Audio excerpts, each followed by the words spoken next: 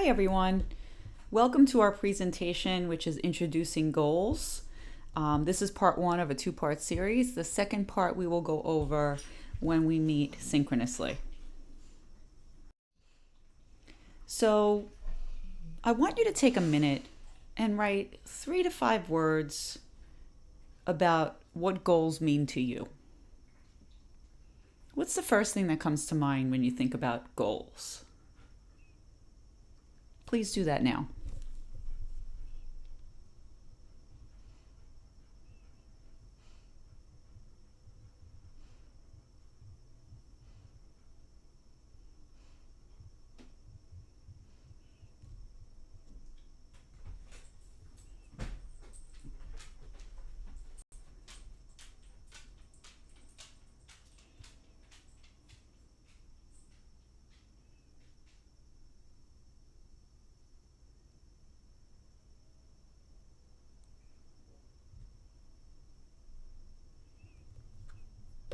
So now that you've done that, take a minute to think about the words that you've written.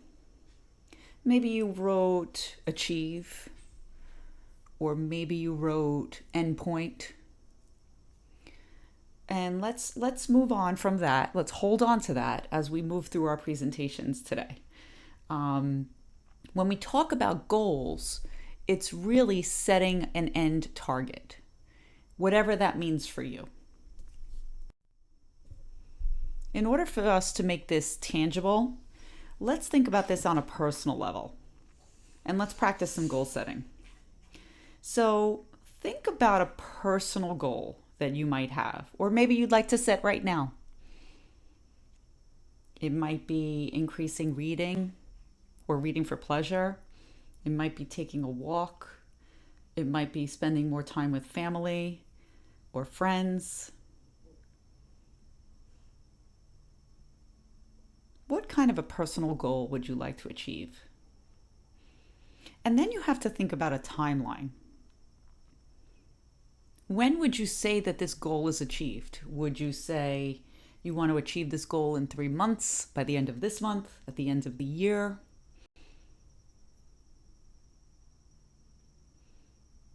Now, I would impress upon you to think about motivation. Why did you choose this goal? Is it something that maybe would improve your life? Perhaps would make you feel good? Has been something on your bucket list for a long time? And then think about what steps can you take today to get to that goal, and what steps can you take tomorrow, which would be further steps. And then the last bullet point here, how will you know that you're on your way to achieving that goal? And that's when we talk about benchmarks or check-ins along the way. So I don't think this would be a fair exercise if I didn't share my goal. So I would like to run a half marathon. I've done it before and I can do it again. But I will admit to you that I have fallen off the wagon. So my rationale is that I feel good when I run. Now I will confess to you that I actually hate running, but I do love what they call the runner's high when I'm done, and that sense of accomplishment. So I would like to run a half marathon. Pre-COVID, I ran a half marathon in the spring and in the fall for 3 years straight. So I have a pattern of established behavior, and I know that I can accomplish this goal. So my long-term goal to get running back into my repertoire would really be to just run 10 miles total per week on the regular, meaning maybe 2 miles today and 3 miles tomorrow, something to that effect. My short-term goal is a little bit more specific, where I would get to running 7 miles in one run, so 7 miles straight, by 10 weeks from now. Now, the way I know that that would happen is if I have these benchmarks that I achieve. So my first benchmark I've already achieved was to buy new running sneakers. My next benchmark would be to actually get out there and run 2 miles. and then increasing by maybe a half a mile to a mile every time I run, so that 10 weeks from now, I can run 7 miles straight. I'll be honest with you, right now, that feels like a daunting task, but I know I can do it if I'm consistent and I keep my goals on track. And you can too, by the way. So there are 3 types of goals in our field, and we have to think of what the client will achieve. I invite you to look at this as an inverted triangle, almost like a funnel, where you have the long-term goal, which is overarching, your short-term goal leading to your itty-bitty pointed session goal. And we're going to go over each one of these now. So your long-term goals are basically a general contract. What do you believe your client can accomplish within a specific time period? Now, I will tell you, if you go down, you'll see measurable with a question mark. There are some people who prescribe to long-term goals not having a time period, and there are others who prescribe to the philosophy that long-term goals should have a time period. So we won't really get to the bottom of that here, but I will invite you to defer to your clinical supervisor and the philosophy of your employment setting post-graduation in terms of how to write that long-term goal. I always say to think of a long-term goal as something you would like the client to achieve in life, right? So my long-term goal, again, is to increase running in my life, right? So that would be my goal. I don't really have a time period for that because I want it to be an ongoing event. Now, long-term goals are listed on documents that are binding, right? So we're in a little bit of a conundrum here because an IEP, which is an individualized educational plan, is governed by the school sector running from ages 3 to 21, so preschool to school age. And IEP periods run an entire year in terms of a long-term goal, which is September to June. It's a 9-month period. Then we have the IFSP, and that is the document that guides clinicians in early intervention, so birth to 3, which is governed by the county health department. An IFSP is an individualized family service plan. Because remember, in early intervention, you're going into the child's home or the child's natural environment, in which case you'll be working with the family. IFSPs run 6-month periods in terms of long-term goals. If you're seeing a client in the clinic, your long-term goals are written by semester, which is a period of 15 weeks. Regardless of which time period, IEP, IFSP, or semester, you're ultimately making no promises because you're making a contract based on what you believe your client can accomplish. Your client may or may not accomplish this goal. And again, it could be measurable or not, depending on where you work and what the requirements are in terms of writing. So let's look at Sheena. Sheena has a long-term goal to increase verbal expression. Notice here, there is no time period attached.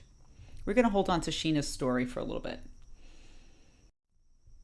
Let's move on to short-term goals.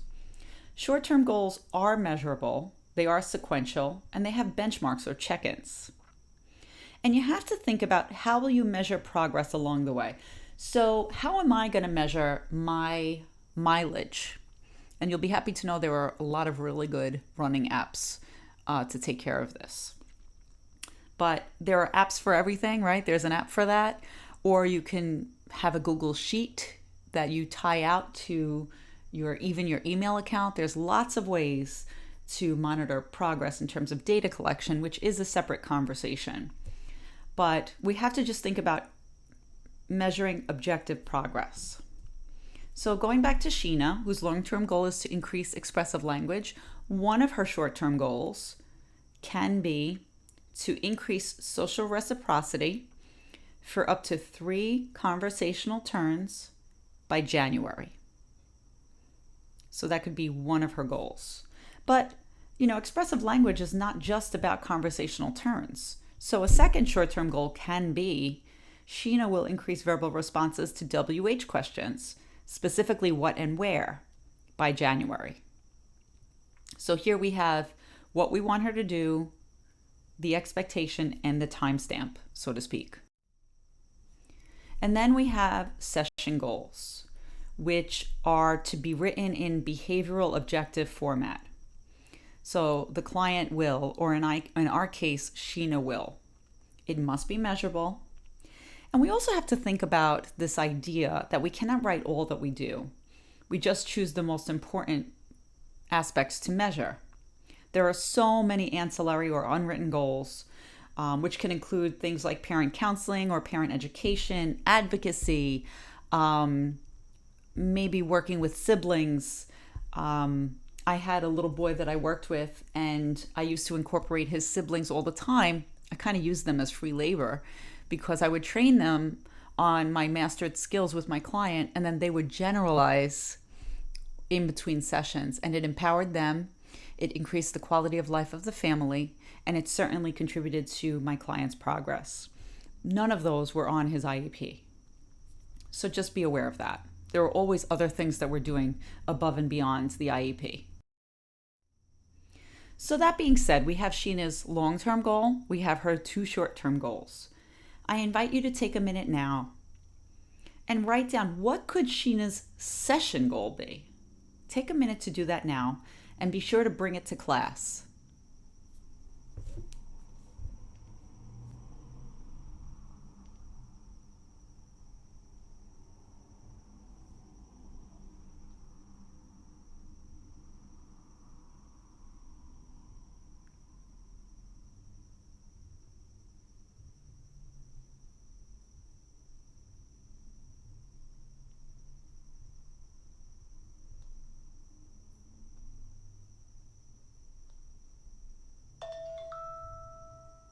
That's your timer.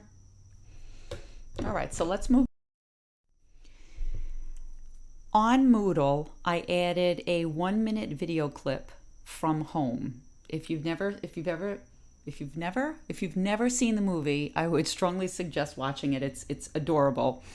And of course, I can't stop looking at the language of our main character here, the Boov.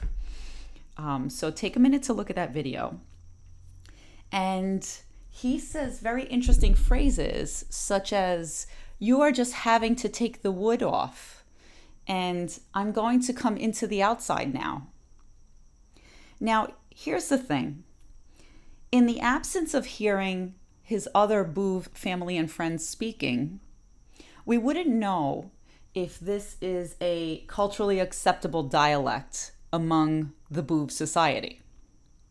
So for this moment in time, we're going to assume that this is a language disorder and acknowledge that we are making an assumption and that there is certainly information missing here. Now, assuming this is a disorder, again, this is a bias. Be cautious of this. I want us to think about a long-term goal, which could be to increase the use of appropriate grammatical morphemes. Again, notice there's no timestamp. A short-term goal could be, we'll differentiate the use of 2 sets of free versus bound morphemes in 3 months. Now, what are you going to do with this Boov in your session? He will increase the use of have in appropriate context in 3 out of 4 opportunities using clinician verbal models. Notice the support is there. Notice the criteria is there, and it's not the standard 80%. It's 3 out of 4 opportunities. We're going to talk a little bit more about that when we meet next time. So we've talked about the 3 kinds of goals. Now let's talk a little bit about rationales for choosing goals. And there are 3 general approaches, and they're not mutually exclusive. So the first is the developmental approach, what do we know about our clients? And what do we know about developmental norms? And is there a gap? And how do we fill this gap?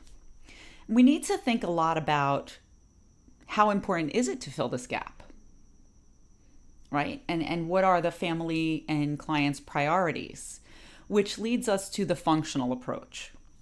There are times when we will set goals not based on developmental milestones, but based on the values and desires of the client and their families. So, for example, you may have a client who had a traumatic brain injury, acronym TBI, and it's very important for him to be able to call his grandchildren. So you would work on maybe skills of navigating an iPad to use FaceTime or WhatsApp, and also some starter phrases. Even though the client may only be at the 2-word level because of a significant TBI, perhaps had a car accident or a significant fall, but that's something that is of value to that client. And that's why you would make it a goal. A third approach is what's called protocol specific, meaning that you're using a particular strategy or method that has a branded protocol to follow. The picture exchange communication system put out by Pyramid Consultants is an example of a protocol specific rationale. Now, I will tell you that many times protocol specific approaches or rationales are based on both developmental and functional rationales. So again, here is where everything is intertwined, but it's important for you to understand the three separately as well. So here is an example of the PECS phases. You will learn more about this in graduate school and also on the job, depending on where you are working clinically. But here we have phase 1, 2, 3A, 3B, 4, 5, and 6. You can certainly read this on your own, but I want to think about this picture here, where the child is already using a sentence starter, I want, and then pointing to bus. This is an example of level 4 PECS protocol. And there's an additional video for you on Moodle. Start at 1 minute to watch it. And I want you to jot down the session goal and what the rationale would be. So you can certainly do that on your own.